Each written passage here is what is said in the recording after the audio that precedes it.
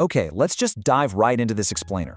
Today, we're decoding the incredibly dense, absolutely fascinating architecture of how computers actually work beneath the surface. We're taking some highly detailed, handwritten engineering notes and translating them into a clear blueprint, giving you that fundamental grasp of the technology you're relying on literally every single day. Here's our roadmap for this breakdown. 1. The computer's central brain. 2. Buses, which act as the nervous system. 3. RAM versus ROM memory. 4. The CPU instruction set. And finally, 5. Data representation and translation. All right, part 1, the computer's central brain. Let's look at the microprocessor core.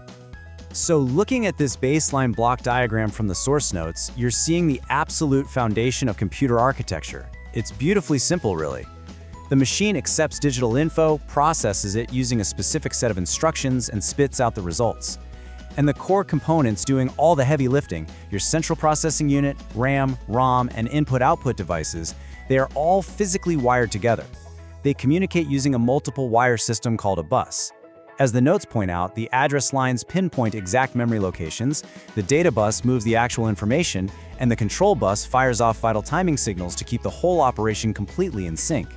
Now, if you zoom into that main CPU block, think of something like the classic Intel Pentium 4.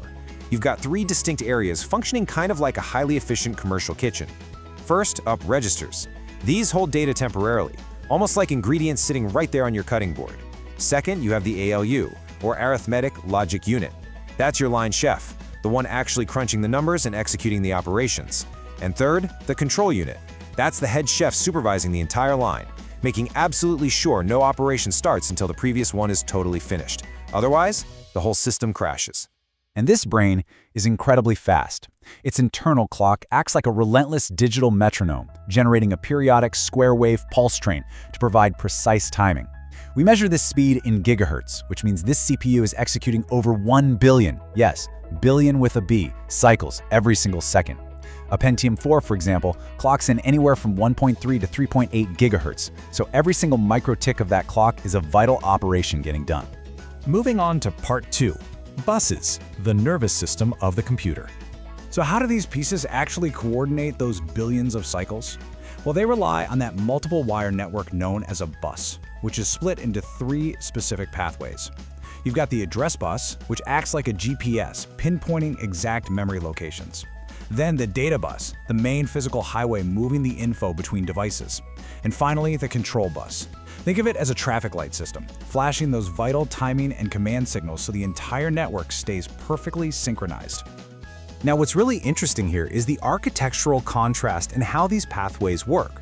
The address and data buses, those are usually internal parallel buses. They send information all at once over multiple parallel lines. This makes them blindingly fast, but they have to be physically short because space is incredibly tight inside a chip. On the flip side, serial buses send just one single bit of information at a time down a single line. They're much less complex, which makes them perfect for external connections. Actually, a great real-world example of this is the serial VME bus, the Versamodule Eurocard, which is a local bus system still widely used in modern aircraft today. Okay, part 3. Let's tackle RAM versus ROM memory, the vital centers of data storage. The absolute fundamental divide here is all about permanence. On one side, you have transient volatile RAM. It's incredibly fast, holding all the active variables for the programs you're currently running. But it's essentially a blank slate. The second you kill the power, poof, it loses everything. This is sharply contrasted by permanent, non-volatile ROM. ROM acts like a locked vault. It keeps its data completely safe and stored even when the machine is totally unplugged. Digging a little deeper into the actual semiconductor memory cells, RAM is split into 2 types. Dynamic RAM, or DRAM, is your computer's main memory. It uses just 1 transistor per bit, so it's super dense and really cost-effective. The catch? It requires periodic electrical refreshing, or else it just forgets everything. Then you've got static RAM, or SRAM. This uses 4 to 6 transistors per bit, meaning it doesn't need refreshing. It's lightning fast, making it perfect for high-speed cache memory, but it's way too big and expensive to use for all of your main storage. Going back to the ROM side of things, there are just some core instructions a computer must never ever forget, like how to boot up in the first place. When executable object code is permanently baked right into a true ROM chip on the factory floor, we call that firmware. It is basically the hardwired, unchangeable instinct of the machine. But ROM isn't always rigidly set in stone.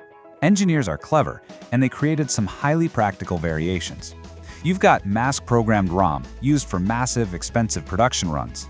Then there are OTP EEPROMs, which, as the name implies, are strictly one-time programmable. It gets super interesting with UV EEPROMs. These chips actually have a tiny physical quartz window on them. If you expose the semiconductor matrix inside to strong ultraviolet light, it wipes the chip completely clean. And lastly, EEPROMs. These are electrically erasable, and they're the exact basis for the USB flash drives you're probably using right now. Up next, Part 4, the CPU instruction set. Let's decode the actual vocabulary of the machine. At its core, a computer program is just a sequential list of very specific instructions telling the hardware exactly what to do. And this vocabulary is incredibly strict. You have data transfer commands like MOV to shuffle bytes around or push to drop a word onto a memory stack. You've got logic instructions like SHL to logically shift bits to the left, arithmetic commands like add for math or CMP to compare bytes, and then transfer instructions like JMP or loop, which literally command the processor to jump over to a totally new part of the running code. But the CPU can't just rely on math and moving data around. It needs precise control and subroutine instructions to manage the chaos. Commands like call tell it to dive into a specific procedure, while ret tells it to return when it's done. It uses SEC to safely interface with an external processor, wait to pause and listen for a critical signal, or my personal favorite, HLT, which pulls the emergency brake and completely halts the processor dead in its tracks. Which brings us to Part 5. Data representation and translation. How does all this machine code turn into something we actually recognize? Well, it all starts at the fundamental electrical level with a single bit, just a 1 or a 0, representing a high or low voltage. But here's a fun fact. Before you even get to a full 8-bit byte, a group of exactly 4 bits operated on as a single unit is actually called a nibble. Software engineers definitely have a sense of humor. So, from that single electrical pulse, bits group into 8-bit bytes, and bytes pair up to form words. Multiply those by 1024, and you scale up to the kilobytes and megabytes we use every single day. These sizes are essentially the operands for the math we were just talking about. An unsigned byte is simple. It represents absolute numbers from 0 to 255. But a signed byte splits that capacity right down the middle so it can handle negative numbers, giving us a range from -128 to +127. Now, to actually represent those negative sign numbers, the system uses this incredibly elegant mathematical trick called 2's complement. To make a number negative, the CPU just takes the complement of the binary number and then adds 1. This shortcut is brilliant because it lets the exact same hardware circuitry handle both addition and subtraction. It saves a massive amount of physical space and complexity on the silicon. But you know what?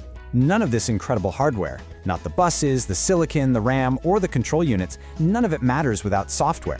And software, unlike the physical circuitry, isn't something you can ever touch. It's strictly the architecture of thought. It's the meticulously crafted instructions dictating exactly what operations to perform on the data. So, to translate our human-readable high-level software down into the CPU's executable object code, we rely on translation tools. A compiler reads your entire source code in one massive batch before generating the final object code.